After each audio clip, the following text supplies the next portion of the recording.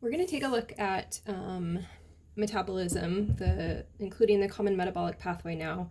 And we've already seen it, but we're going to actually draw all the pieces of it. And so hopefully, if you can go through that slowly, that will help it make sense to you. So I'm going to start in the intestine, which is where our food would go. And I'm going to start also with stage 1 of metabolism as we're defining it in this class. So in the intestine here, I'm going to draw some villi with a lot of surface area. And in the intestine, I'm going to draw 3 different food groups. So we have proteins, and we have polysaccharides, and we also have triglycerides. And there are other things you might eat, but these are the 3 big groups we're going to focus on. Each of these we've talked about as a fuel or a source of carbon and hydrogen and energy. And so in stage 1, what happens with each of these is we go through hydrolysis. So hydrolysis means I'm going to add water, and my proteins will hydrolyze into amino acids. My polysaccharides, remember, just to give you a little picture, all of these polysaccharides and proteins are long polymers. So these would be a bunch of glucose molecules all in a polymer. Again, hydrolysis, so water comes in, and now I have individual glucose molecules. All right.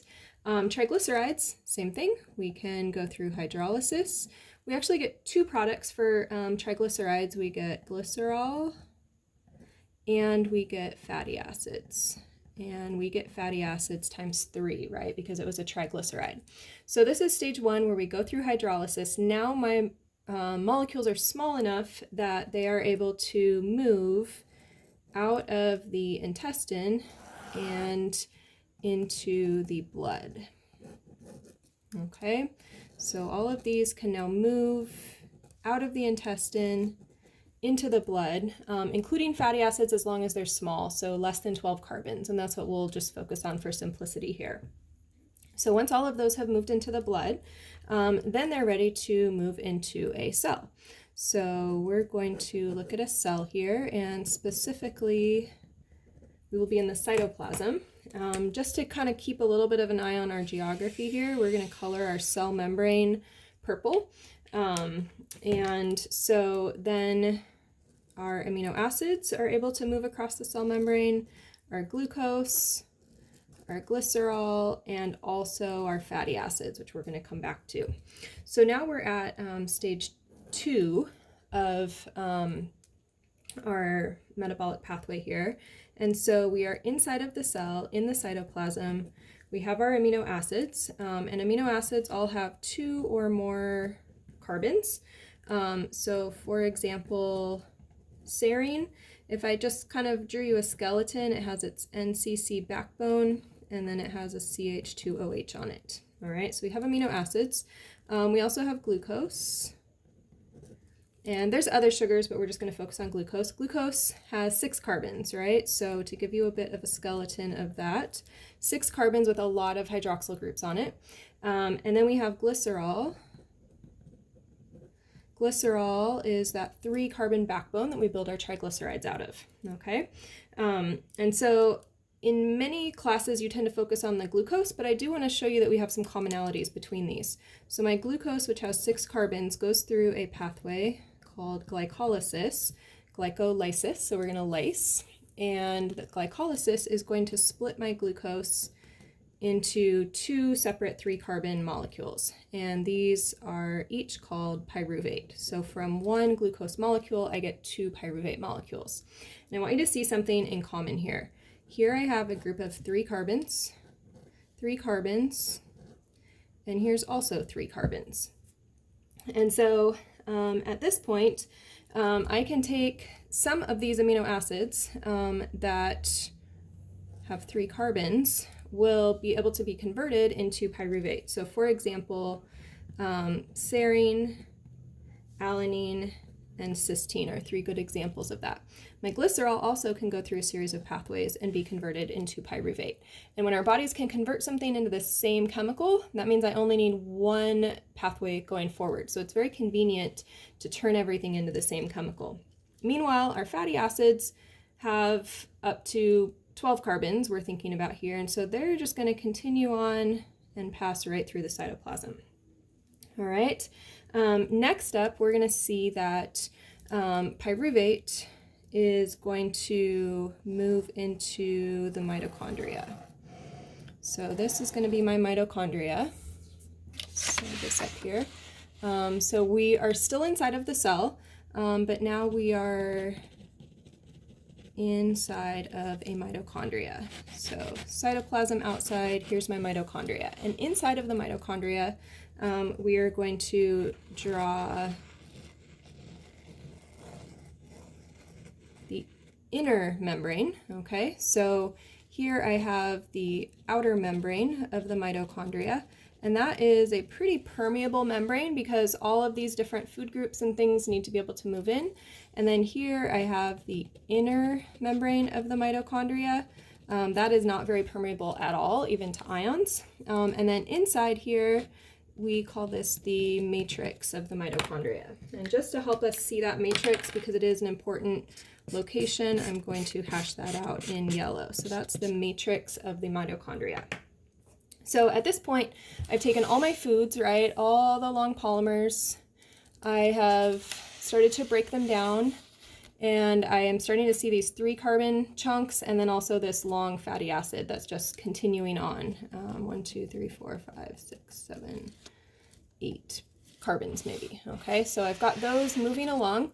The pyruvate is going to come into this intermembrane space, and the pyruvate is going to be converted to acetyl-CoA. And this is the beginning of our common metabolic pathway. An acetyl group has 2 carbons in it. And some of our amino acids actually can turn into this acetyl group as well, ones with a different number of carbons. So pyruvate comes in, becomes a 2-carbon chain, and this is so important that I'm going to highlight this 2 carbons here. And so what I do is each of these pyruvates, if I just focus on one pyruvate will lose a CO2 that's coming off, and so I'm down to 2 carbons. And that would be for all 3 of these that were pyruvate. Now they've become a 2-carbon acetyl group. This acetyl is the 2 carbons. It's connected to a coenzyme, so we are using pink for coenzymes in this chapter. So there's my CoA. The fatty acids, meanwhile, have been able to come in here, and they are going to go through a what's called beta oxidation pathway, beta oxidation. And you can see this long chain of carbons here that I had, my fatty acid, so this is a fatty acid, is going to be able to just break down into these very efficient 2-carbon chunks, and those are acetyl groups. And so especially for even-numbered fatty acids, it's very efficient. You just chop them up.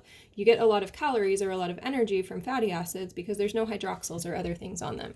So we now have created acetyl groups, or 2-carbon pieces, from amino acids, from glucose, from glycerol, and from my fatty acids if I'm wanting to burn them right now.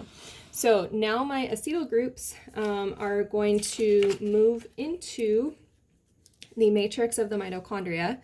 And I'm going to draw a circle here. This is not an organelle or anything, but this is the citric acid cycle, also known as the Krebs cycle. And so that's happening in the matrix of the mitochondria. Inside the matrix here, this is now step 3, and this is our first common metabolic pathway step, because it doesn't matter what kind of food you are, now everything's looking alike. So my acetyl groups are going to come into the citric acid cycle. The carbons there actually get removed, decarboxylated as carbon dioxides, which will then diffuse their way back out of your body.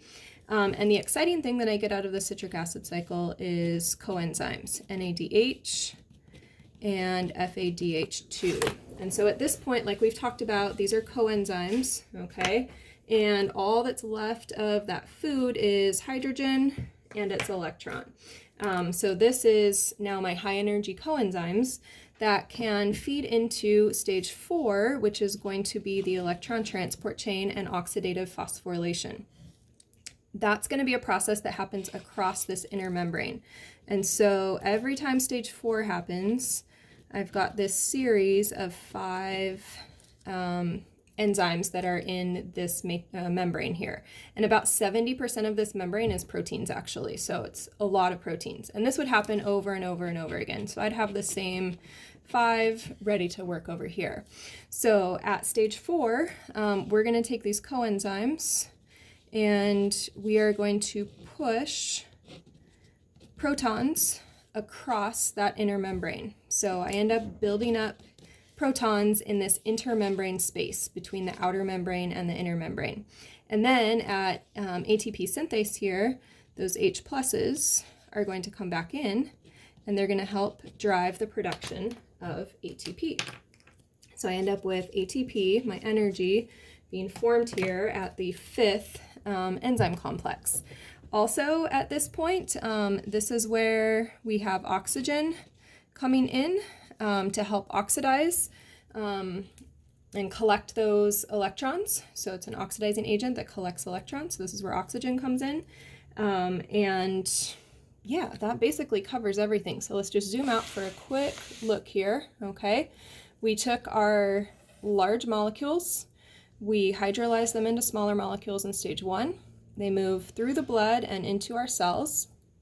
Once I'm inside of a cell, then in the cytoplasm here, we have a few further reactions, including glucose being broken into pyruvate to 3 carbon chunks. The 3 carbons, then we remove a carbon and it becomes a 2 carbon piece. And this is my 2 carbons, whether I was an amino acid, a glucose, or a fatty acid. 2 carbons go into the citric acid cycle. We breathe out the carbons. We keep hydrogen and electron to make those high energy coenzymes. We send protons from the matrix to that intermembrane space to build a gradient that then can drive ATP synthase and help us produce ATP. Stages 2, stage 3, stage 4. So I hope drawing that out helped you out.